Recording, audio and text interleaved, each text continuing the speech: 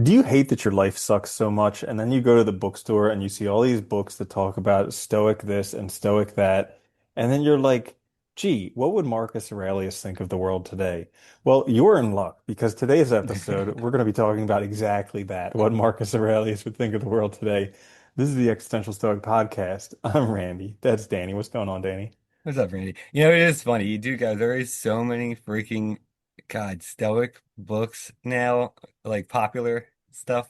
It's Well, dude, insane. I mean, it's the same movement as the whole like digital nomad thing, the whole remote work thing, because it all started from Tim Ferriss's book 4 Hour Work Week back in 2008, I want to say, maybe Yeah, yeah. 2010, something like that. A lot of the Where it was tech just, pros and CEOs yeah, and but it stuff. was it was like a viral title. And he basically sold the idea of you can work anywhere, geo arbitrage, you make American money, you live wherever you want in the world, you can work 4 hours a week, and that's enough. And then for you know, pain and your existential despair, there's stoicism. And he Yeah. introduced that. And ever since then, Ryan Holiday's taken off and the Daily Stoic and all these different things, because that's got to be the answer for why my life sucks so much after I've got all this money and free time. Yeah. Well, it's funny too because look, I always feel like as somebody who studied philosophy and I do like it a lot, like I've always felt two ways about it, I guess. Like on the one hand, I'm always excited when somebody finds a way to introduce any of these ideas to a more popular audience. Because one thing that philosophy definitely suffers from is it's not widely read, right? And so, some books are more than others, obviously, but Well, it's most of just a it's not. confusing word. It Nobody is. knows what philosophy means. If Well, it's just like how to live a better life, people be like, yeah, I want that. and a lot of people, a lot of these guys that a lot of the philosophers were very smart. They did not write in a way to appeal to the masses. They were writing for Hmm. really elite. So it's confusing too. And so, yeah, I mean, I'm all for people trying to bring these ideas in a way that's understandable and, digestible to everyone. On the other hand, that said, like a lot of it too, though, I think like with these, especially when it's like trending like that, like or when it becomes popular like that, you do get like kind of the ideas get twisted a bit to suit the audience, which I think can be unfortunate sometimes. So where you're not quite getting exactly like what these people actually thought. You're getting like you're getting a Uh, kind of a shiny yeah, mirror image of absolutely. I it can sort of see thing. that. Yeah, I can see yeah, that. Kind of glazed over in just a little bit. Yeah.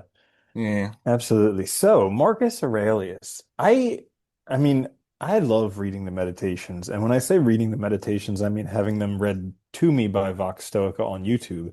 But that's That like counts. at least like once a month, I'll go through it that way.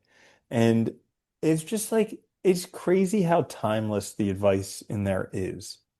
Well, it's the same problems. I think that's one of the things I always liked about philosophy is it doesn't matter if Marcus Aurelius was writing, what was he like, 200 AD or something, or something around You say there? roughly 2,000 years ago, something Yeah, give or take. I'm not exactly sure on the dates, but like Yeah. that's what I love about it. It doesn't matter where the person was, whether they were ancient Greek, ancient Chinese, whatever, what time period, the human experience, there's enough overlap that the problems they address are still problems we face today. And that's one thing I do love about it. It's like you realize that like everywhere in the world, everybody's struggling with a lot of the same issues, especially when it That's comes to like actually a really psychology. crazy concept. We Yeah. think we've advanced so much in 2000 years, but really we just have the same problems, Dude, different same day. things. Yeah. I mean, think about all Mhm. of our psychological problems are things philosophers were trying to address. There was still stuff people were struggling with back then. They didn't have the words for it necessarily. They didn't have all the distinctions between this and that disorder, whatever.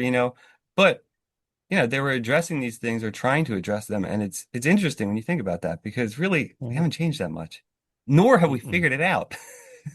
Yeah. Yeah. We might have. So if Marcus Aurelius was here today, do you think he'd be happy or you think he'd be sad or you think he'd be mixed?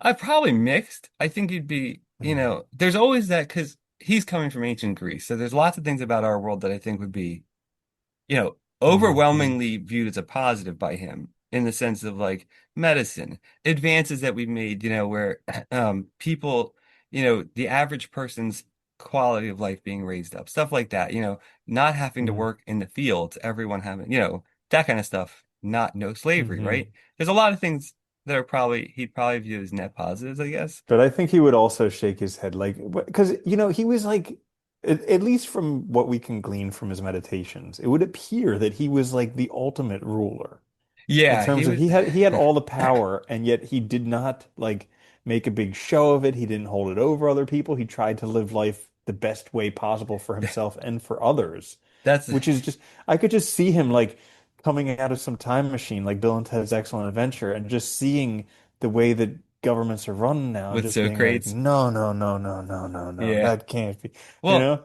I was. And then also like luxury stuff, people just like because back then they talk about hedonism or whatever, where people were just like having crazy orgies and Oh yeah, getting grapes fed to especially the them and wealthy. oil rubbed Yeah. all over.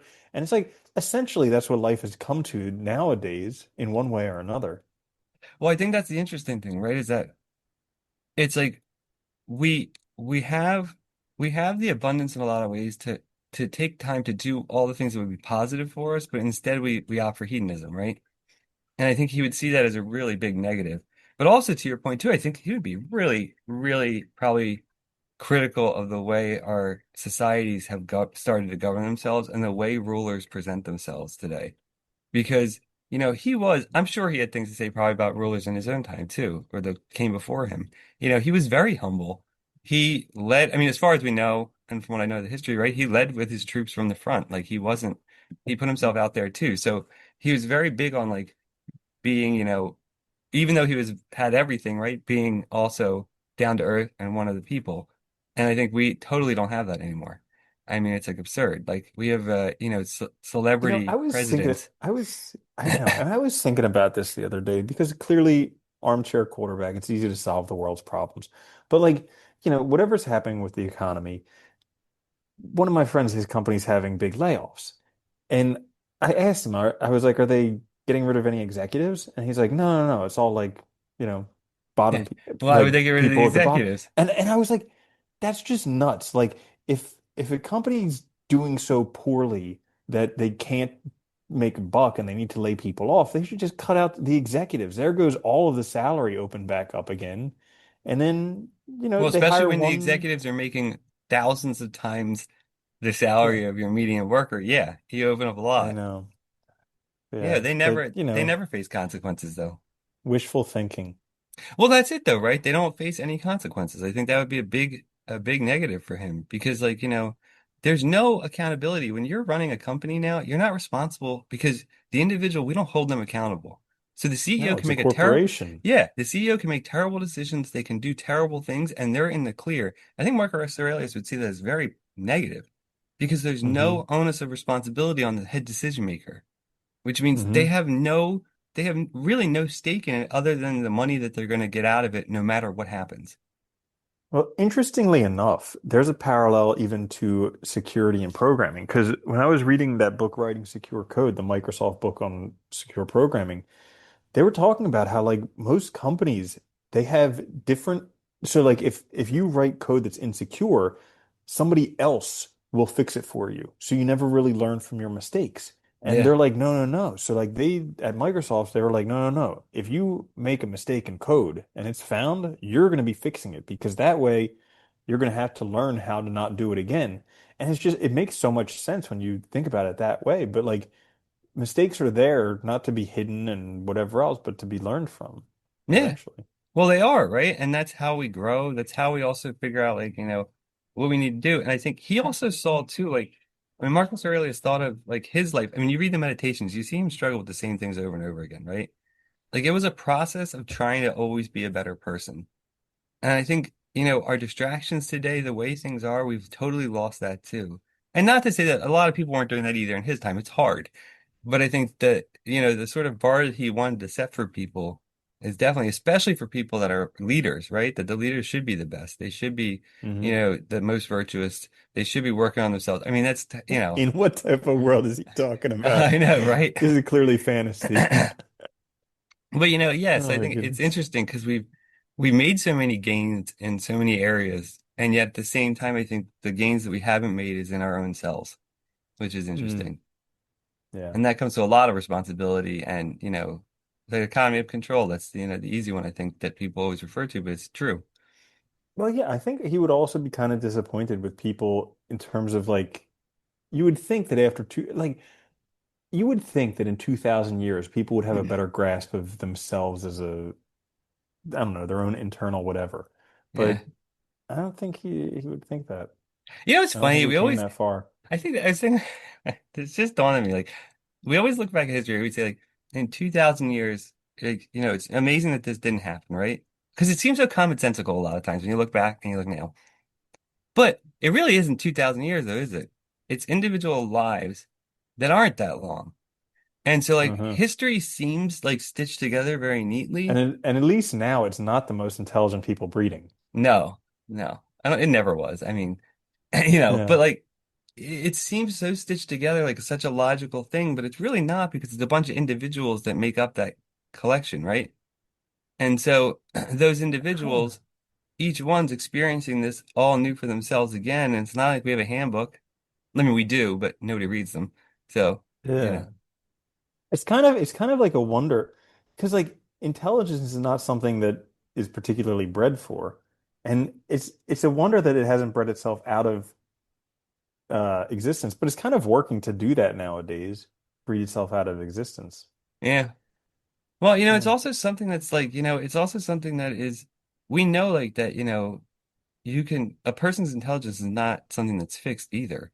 It's something that can be raised or lowered based on education, you know, training, stuff like that. And we've also really haven't worked there either. Because I think that's another thing he would probably be like, if you think about ancient Greece and Marcus Aurelius, there was no public education. There was no access to education like that. Information even was hard to get because, you know, not everybody could write Did or read. did they have Instagram? No, not yet. Couple years TikTok? later. That comes a couple years later. But if you think about it, right, nowadays we have all this information, we have public education, and yet we constantly are fighting over it, not funding it, not using it. So I Mhm. think on the one hand he'd be like, "Wow, you have this thing, it's amazing." On the other hand, he'd be like, "But you're killing it." I'm always blown away by the library system. Like there's so much information I'm still blown away by people who don't read. Yeah, Like it's I amazing. I have this one friend who just doesn't read. And it just every time, because I'm always like, oh yeah, you probably like remember this book, or did you ever read it in that book? And all the time he's like, no, no, no. And I always like recommend stuff to read, and he just never reads it. But it's like it just boggles my mind that you could go through life and not read because that's like the easiest way to improve your life. And even just listen, which counts, you know? Mhm. Like you Yeah. don't even have to read the book anymore. Yeah. It is kind of, I mean, it's hard too because I really like reading, so Hmm. it's one of those things where it's Yeah. like, it's tough, but It's hard to see yeah, a different way around. it is. Oh, so anyways, since we're talking about thinking and whatever, we asked AI what Marcus Aurelius would think of the world today. And in terms of the good, he said the good would be medicine and technology. So he cared deeply about service to others and doing one's duty. He would be amazed at modern medicine, science, and technology that ease human suffering, vaccines, surgeries, clean water, and education would all seem like miracles of reason and cooperation. I mean, of course, that's if you believe vaccines work, but Well, it's also too, I think this is the other caveat, right? Which is like I was saying before, we have these things, they're great, but look at how we've used them, right? We've made medicine so that people can't afford it. And, Mhm. so that, it can only go to the most wealthy in a lot of cases, or it bankrupts you. We made education, we have the system that we haven't updated. We haven't, fostered to make it the best it Yeah. could be. Like it's kind of amazing to me that we haven't like put the effort in to make these things as good as they could possibly be, rather than making Because them it's the crappy. status quo and no Yeah. child gets left behind. Yeah, right. Uh-huh. God. All right, so here's another one. Global brotherhood. As a Stoic, Marcus believed all humans were part of one shared logos, a kind of rational brotherhood. He would be pleased by the ideal, if even imperfectly executed, of human rights, global cooperation, and movements to end discrimination. Yeah, he would. Interesting. I kind of see like both sides of that. Like, yes, there's a whole bunch of movements and things have gotten better with civil rights, but I feel like we're They've also more gotten worse. like separate. Yeah, I feel like it's gotten worse than ever before in the past like 10 years, Yeah, something like it's that. always hard to say, and I think but I think one of the things he would probably be astounded by is we do have the ability though with the communication, the infrastructure we have with the internet to talk to each other, to find people that are like us. So there is this ability to kind of find new ideas that I think he would probably find amazing too, to understand other people's Hmm. humanity. Yeah. Oh, here's an interesting one.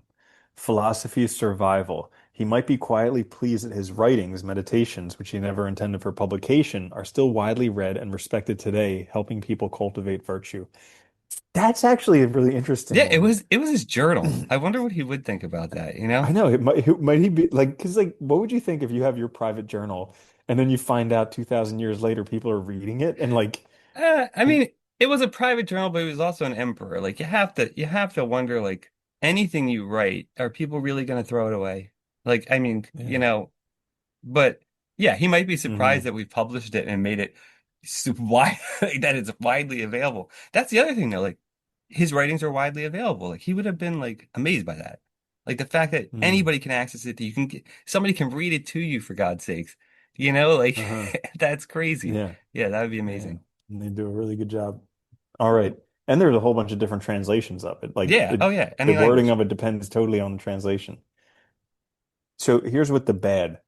Luxury, softness, and vice. Mark is worried about people growing too soft, obsessed with luxury, entertainment, and trivialities instead of living virtuously. He would likely see much of modern consumerism, social media addiction, and political theater as a distraction from true purpose. Oof. Yeah. Yeah. Yeah, I would agree with that. And like, I mean, Uh-huh. just think about how many ads for gambling there is constantly, and All the everything's time. become more accessible with all of that. So yeah, I think Vice would be a big one for him. It just these distractions from virtue, and the fact that we make money off of it is also really Uh-huh. problematic. It's Yeah, kind of crazy to me, like what addictions you're allowed to advertise and which ones you're not. I know Because, it is like, kind of you remember funny. how they stopped, like, smoking, you can't Yeah, advertise it. That's an addiction. You can't advertise it. But alcohol, gambling, totally social cool. media, Yeah, totally cool do it addictions. all the Go to time. town. Don't stop. Yeah. Go to town. Yep. Yeah, All right. So the next would be loss of inner discipline. He would observe that many people have lost touch with inner self-mastery, being ruled instead by fleeting passions, anxiety, and external opinions. Yeah, yeah. that's a big one. That is a big one. And I think it's a double-edged sword, right? I think that's one of those ones that came with this ability to have information freely flow. You also get these negatives, which is, more social outside pressure, more, values pushed on you, and a less Yeah, the ability to think virtue for yourself. signaling you were talking about. Yeah, Yeah, yeah, yeah. Makes it hard. absolutely. And then the last one would be neglect of nature and reason. Yeah, oh As a yeah. Stoic, as a Stoic, he revered nature, the natural order, and reason. He might be saddened by environmental destruction, and how many decisions today are driven by short-term emotion rather than rational long-term thinking. Yeah. Oof. Hmm. I think that would be a I hard one, was right? Okay, so I was getting angry at one of those hand dryers that is sensor based that no matter where Oh, that God. you Yeah. can't it only turns on if your hands aren't anywhere near underneath it. And like the same thing with those sinks that it's the same thing. It has like a drip of water and then it never works when your hands underneath it. But anyways, so I was getting pissed off at that because they had one of these like eco hand dryers or whatever that wouldn't work when you put your hands anywhere near and best case scenario you could get your hands halfway dry. And but there was a big advertisement like saving trees. And so I asked ChatGPT, and this may be true or maybe not, but I was like, is it actually true that these type of things save trees? Because don't we have renewable forests and like bamboo and shit like that that grows really, really fast? And it's like, yeah, that's just an advertising ploy. They're trying to spend less money or they're trying to sell more of these air dryers because Well, it and they doesn't use actually do they use anything. electricity. Yeah, I mean all those things. It's like and that's the hard part with It's like advertising, right? you're like burning fossil fuels instead of cutting down Yeah, trees that are well, renewable. and this is the hard thing about advertising too, is like you don't know what the comparison is. It's hard to find that stuff out. So you're trusting that whatever they're saying is accurate, but it might not be. I mean, it's like the electric vehicles, right? Like, yeah, they're better if you drive them for like 10 years, Yeah, but they're and if you not discount otherwise. and if you discount that you have to trash the battery after 10 years Yeah, that's the other and thing. you're Yeah. like mining rare earth metals in order to get that. Like we're always looking at things from one angle and it's like, but you're not looking at the whole picture. So I think it is very difficult to say for sure, right? I mean, Yeah. consumerism itself is definitely not helping, but Yeah, yeah, so there you have it, exactly to a T what Marcus Aurelius would think of the world. It would be cool to have like a Bill and Ted's Excellent Adventure with Marcus that would Aurelius. be amazing. Was Yeah. I don't think he was in that. There was Socrates No, in the Socrates old was, one. yeah. Yeah. Freud, All right. Socrates, yeah. Lincoln. Billy the Kid Yeah, yeah. Billy the Kid. That was really and good. Napoleon. Ah, Oh my gosh. yeah, Napoleon. Yeah, I remember Napoleon eating that thing of The ice piggy. cream. Yeah, easy piggy. Anyways, so Ah, good there movie. you have it. That is our episode on what Marcus Aurelius would think of the world today. Until next time, this is the Existential Stoic Podcast. I'm Randy. That's Danny. I'll see you later, Danny. Later, Randy.